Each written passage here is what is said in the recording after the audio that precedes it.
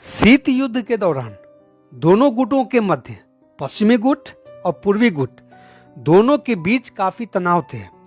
युद्ध तो नहीं हो रहे थे, लेकिन युद्ध जैसे हालात थे।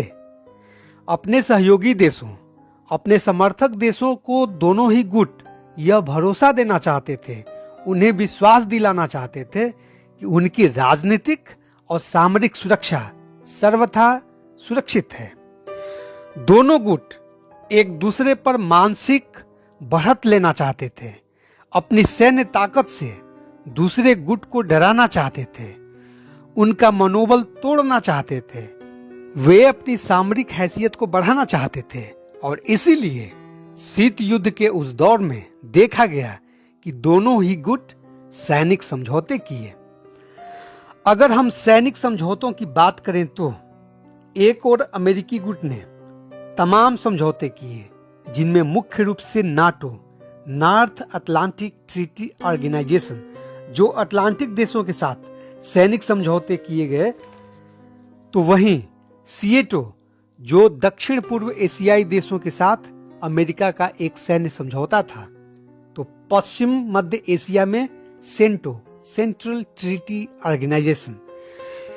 ये सैनिक समझौते तो पश्चिमी गुट के द्वारा किया गया था। वहीं इसी तरह के समझौते, इसी तरह के सैन्य गठबंधन पूर्वी गुट के द्वारा भी किया गया, यानी सोवियत गुट के द्वारा भी किया गया, जिसे वार्सा पैक्ट के नाम से जानते हैं। आइए हम इसे विस्तार से समझें। सबसे पहले पश्चिमी गुट अर्थात अमेरिका के नेतृत्व वाले पूंजीवादी गुट ने 4 अप्रैल 1949 को वाशिंगटन में एक सैन्य गठबंधन को मूर्त रूप दिया। जी हां, हम बात कर रहे हैं उत्तर अटलांटिक संधि संगठन अर्थात नाटो के बारे में। उत्तर अटलांटिक संधि संगठन नाटो का पूरा नाम है। अंग्रेजी में नॉर्थ अटलांटिक ट्रीटी ऑर्गेनाइजेशन। उस समय कुल 12 देशों ने हस्ताक्षर किए थे।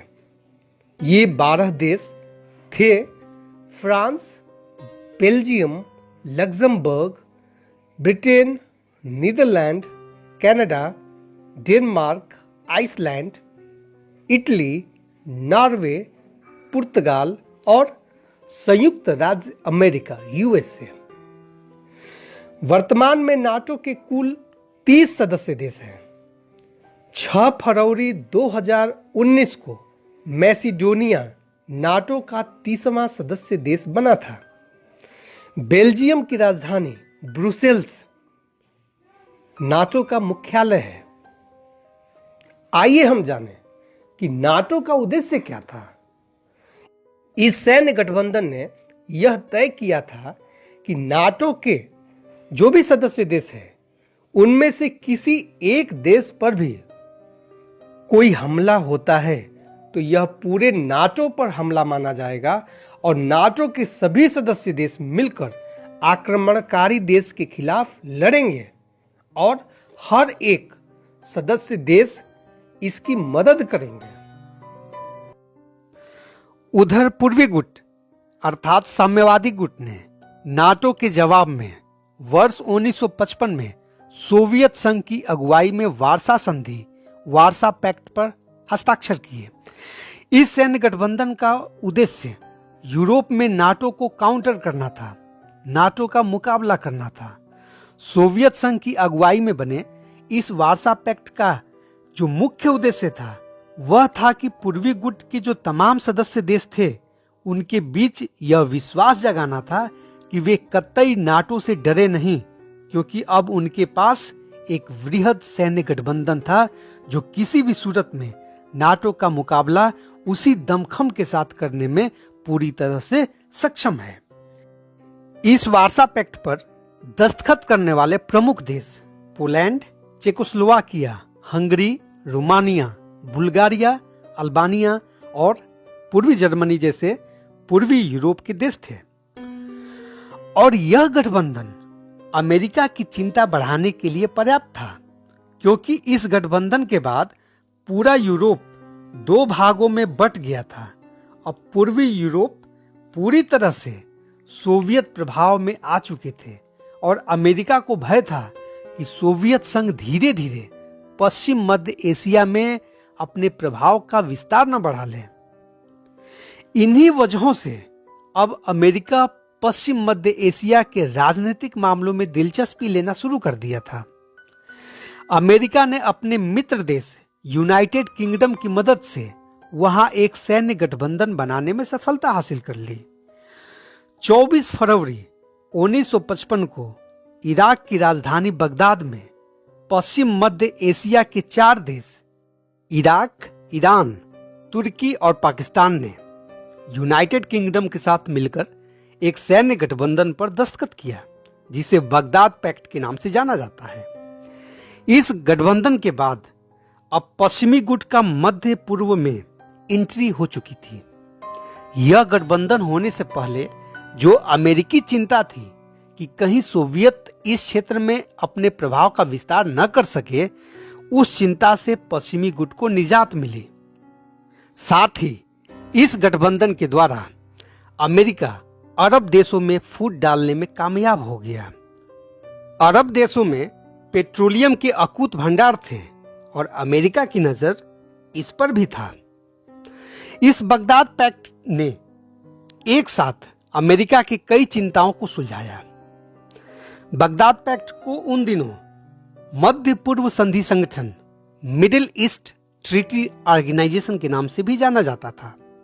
हालांकि इराक में अब्दुल करीम कासिम के शासक बनने के बाद जुलाई 1958 में इराक बगदाद पैक्ट से अलग हो गया और अब यह बगदाद पैक्ट केंद्रीय संधि संगठन सेंटो के नाम से जाना जाने लगा।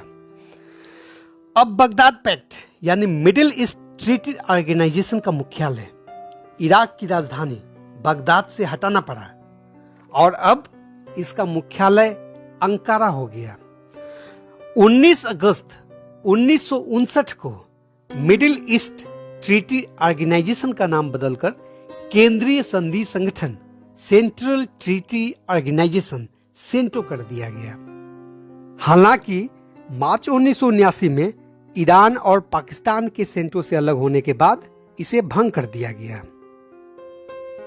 अभी तक हमने सोवियत संघ की अगुवाई वाले पूर्वी गुट के वार्सा पैक्ट के बारे में सीखा।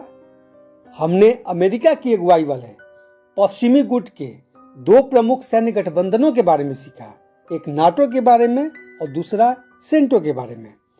आइए हम पश्चिमी गुट के एक तीसरे सैन्य गठबंधन के बारे में सीखे जाने।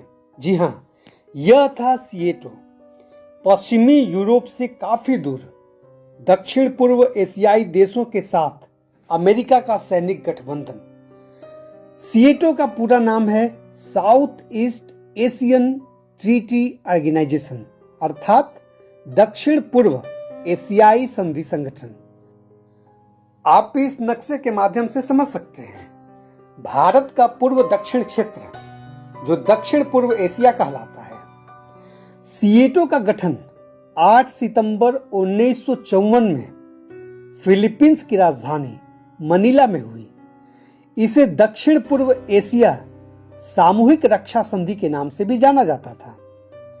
इस संधि पर दस्तखत करने वालों में प्रमुख रूप से Australia, France, New Zealand, Pakistan, Philippines, Thailand, Britain और संयुक्त राज्य अमेरिका आदि देश शामिल थे। यह संधि फरवरी 1955 में प्रभाव में आई और दक्षिण पूर्व एशियाई संधि संगठन सिएटो 1955 से 1977 तक अस्तित्व में था। सिएटो की अंतिम बैठक फरवरी 1976 में हुई थी। जून 1977 में सिएटो को भंग कर दिया गया। अगर ये वीडियो आपको पसंद आई हो तो वीडियो को लाइक करें, कमेंट बॉक्स में अपना कमेंट जरूर भेजें और इस वीडियो को अधिक से अधिक शेयर करें। साथ ही हमारे इस YouTube चैनल को सब्सक्राइब करें और अगले वीडियो की नोटिफिकेशन आप तक पहुंचे इसके लिए बेल आइकन पर जरूर क्लिक करें। धन्यवाद।